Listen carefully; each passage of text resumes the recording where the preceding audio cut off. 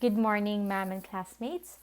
Our group is going to tackle the lesson about the middle and late childhood from 6 to 11 years of age. What is this phase all about? Children at this developmental stage have progressed in their physical, cognitive, and psychosocial skills. They are motivated to learn because of their curiosity and desire to understand more about themselves, their body, the world, and the influence that different things in the world have on them. This stage is a period of great change for them, when attitudes, values, and perceptions of themselves, their society, and the world are shaped and expanded. Visions of their own environment and the cultures of others take on more depth and breadth. General characteristics: more realistic and objective, understands cause and effect, deductive or inductive reasoning, wants concrete information, able to compare objects and events, variable rates of physical growth, understands seriousness and consequences of actions, subject-centered focus, and immediate orientation. Physical, cognitive, and psychosocial development. Physical development.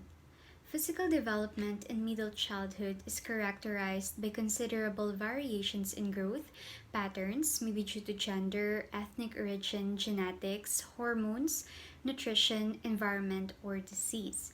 While children of this age group follow the same basic developmental patterns, they do not necessarily mature at the same rate. And to note, children who do not receive adequate nutrition or medical attention may be at risk for stand or delayed growth development. So, the approximate age for middle and late childhood is 6 to 11 years of age, and mainly, physical development of the children in this phase involves the changes of their body, growth, and motor development. Body growth. The rate of growth is generally slow during these years.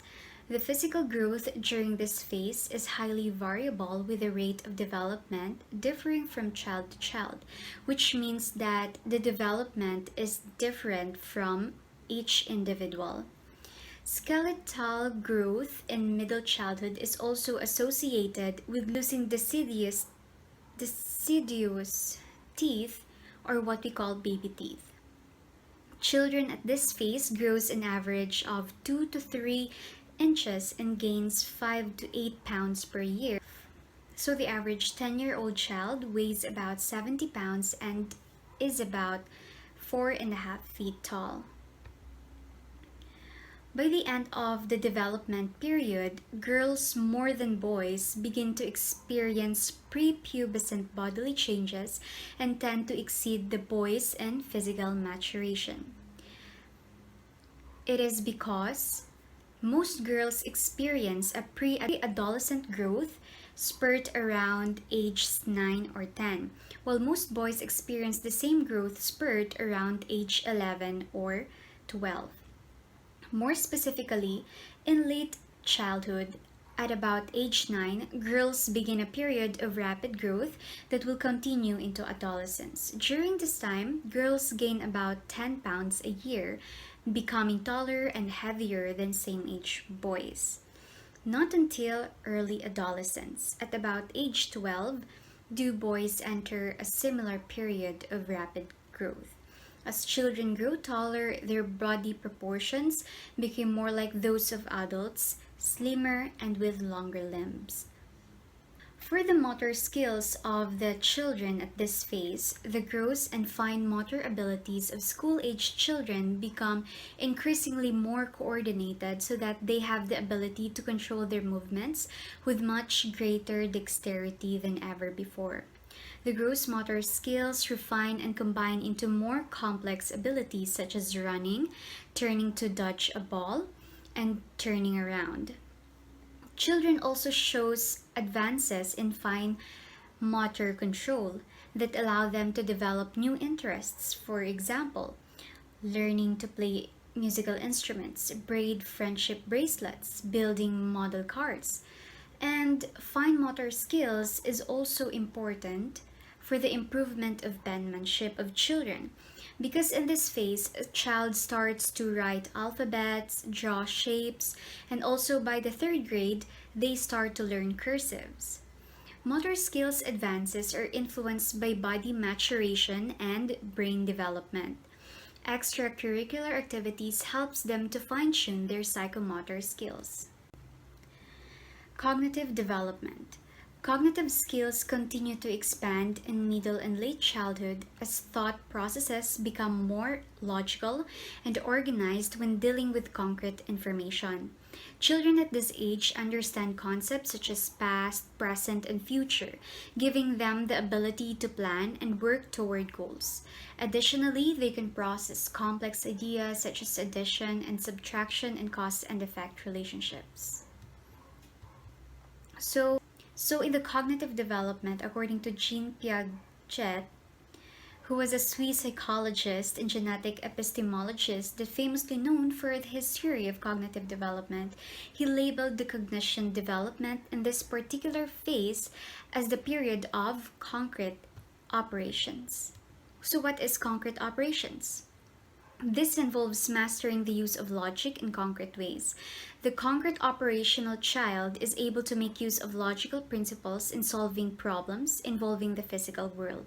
For example, the child can understand principles of cause and effect, size and distance. Logical, rational thought processes and the ability to reason inductively and deductively develop at this stage. In this stage, children can think more objectively. In this phase, children can think more objectively, willing to listen to others, and selectively use questioning to find answers to the unknown.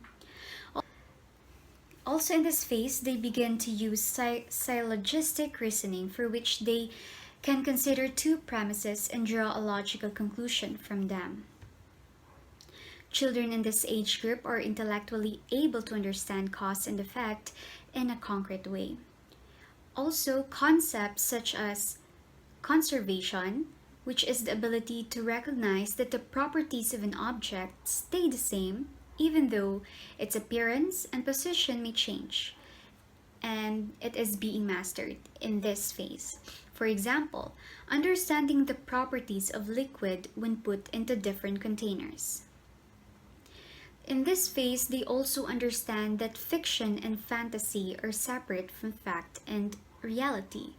The skills of memory decision making, insight, and problem solving are more fully developed. In this developmental stage, children can engage in systematic thought through inductive reasoning. They have the ability to classify objects and systems, express concrete ideas about relationships and people, and carry out mathematical operations. They have the ability to use sarcasm as well to employ well-developed language skills for telling jokes, conveying complex stories, and communicating increasingly more sophisticated thoughts. Early in this phase, children are reluctant to exchange magical thinking for reality thinking because they cling to cherished beliefs such as the existence of Santa Claus or Tooth Fairy, even when they have the information that proves contrary to their beliefs. In this phase, they understand time and can predict time intervals. Special interests in topics of their choices began to emerge, and they can pursue subjects and activities with devotion to increase their talents in selected areas. In this phase, they can make decisions and act in accordance with how events are interpreted, but they understand only to a limited extent the seriousness or consciousness of their choices. As part of this shift from precausal thinking to causal thinking, the child begins to incorporate the idea that illness is related to cause and effect and can recognize that germs create disease. Psychosocial development involves changes not only in child's overt behavior but also in their social cognition. They become able to take the perspective of others and to understand that other people's behavior is based on their knowledge and desires. Perform psychosocial development milestones for each. Make friends of the same sex and establish a peer group. Become less dependent on family and venture away from them. Control strong and impulsive feeling. Interact well with parents. Articulate an understanding of right and wrong. Participate in organized and competitions. Read, print, and manipulate numbers and letters easily. Express positive feelings about school and school activities. Exhibit the concept of money and make change for small amount of money. Express self in a logical manner and talk through problems. Enjoy riddles and read and understand comics. Insert in a hobby or collection. Like to help others and think of a self as likable and healthy. Teaching strategies. It is important to follow sound educational principles with a child and family, such as identifying individual learning styles, determining readiness to learn, and accommodating particular learning needs and abilities to achieve positive health outcomes. So these are the following teaching strategies suggested when caring for children in this developmental stage of life. So these are your short and long-term learnings. First is encourage independence and active participation.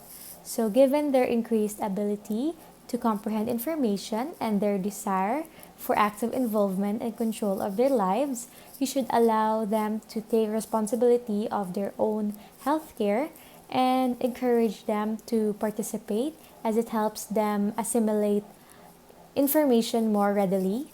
So you can encourage them by giving them rewards and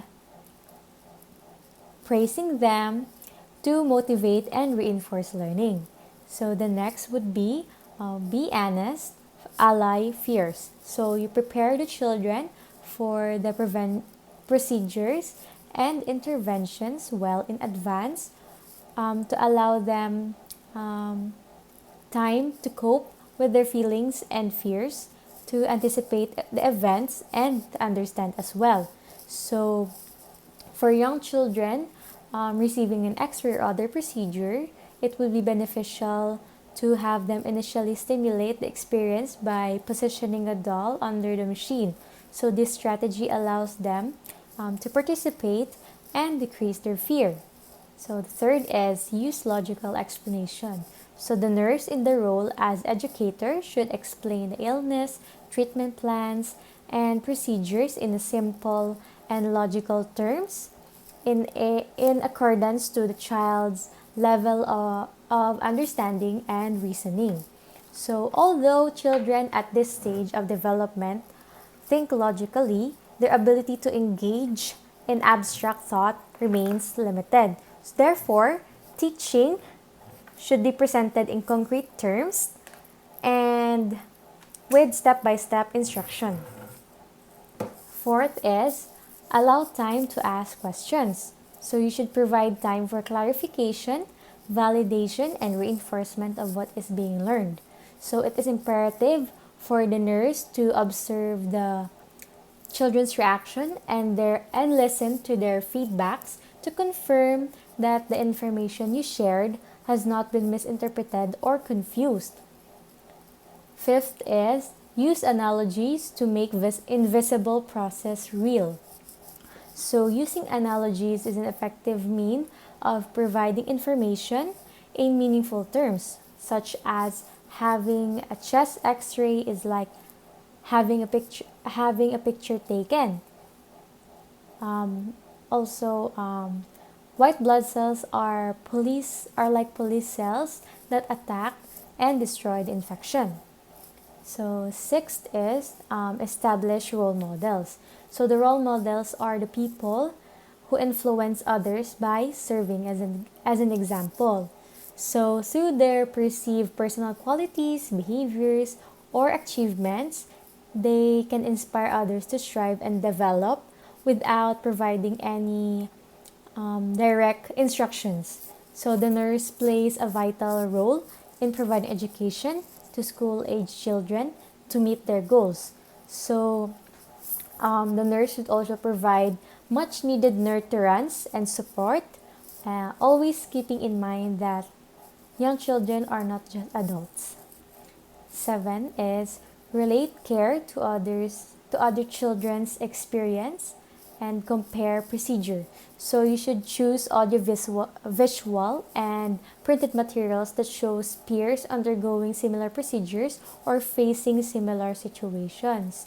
So you should give real life examples that they can relate or that they also experience in that stage. And you should also compare procedures for them to understand the differences and similarities. So next is use subject-centered focus. So in a subject-centered approach, each content area contains its own set of skills and concepts for mastering that content. For example, in science, the students learn about the scientific method and science-related vocabulary. So this knowledge is then used when students conduct experimentations and investigations. So the objective of this subject-centered focus is the mastery of the content knowledge. Your next would be use play therapy.